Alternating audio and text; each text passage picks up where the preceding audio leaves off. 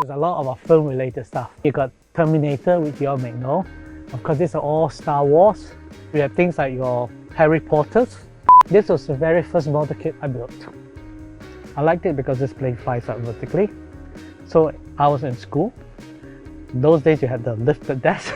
I was behind the desk and I built it during class. And during the break time, I took a can of silver paint and that was done. And even today, it still fascinates me. Then you got your, like, the die cast, you got Mr. Bean, the DeLorean from Back to the Future. I build models every single day. That's my display cabinet. Most of the 72 scale models are built by me. Otherwise, I'll never have so much space to display all these models. Good afternoon. I'm Peter Chiang, age 56. I'm the owner of Hobby Bounties and also an aeronautical engineer.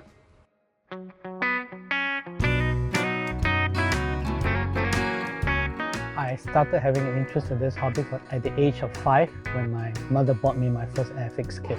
And there was something just about aeroplanes that caught my interest. It's the idea of aircraft, building it together and completing it. There's a certain satisfaction that makes me want to continue to build another one better than the last.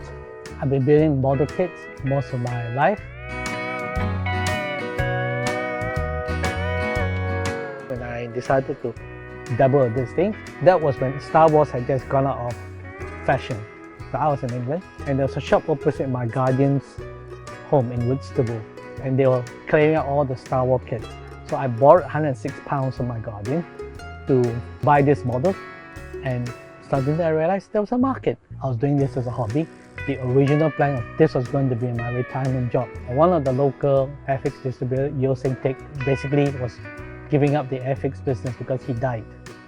And I bought a whole lot of models and I came into this shop and I partnered with a lady, Jennifer Chua, who was Morgan Hobbycraft.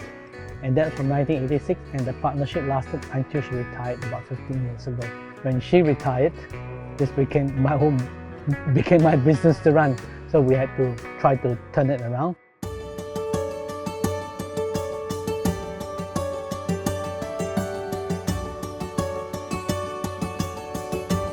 We consider our #1 competitor actually the mobile phone, because that absorbs most people's time.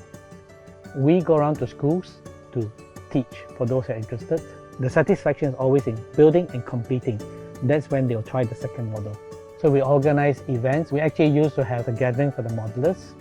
Once a year we have a major airfix competition which has been at the Air Force Museum. And our slot car racing, we organize races, but because of this pandemic all this had to stop. And then we organize our competitions online, and now it's about one online competition every 2 months.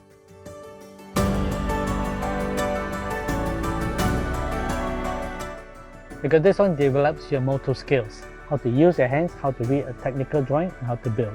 It gives you usable skills, it teaches you about the product. Most of these are machines, and also teaches you things like patience, and then hopefully they're curious enough to find out about the history of the item. The more you build over a longer period, the higher your skills become. It makes you think and plan things ahead, because this is not something you can build overnight.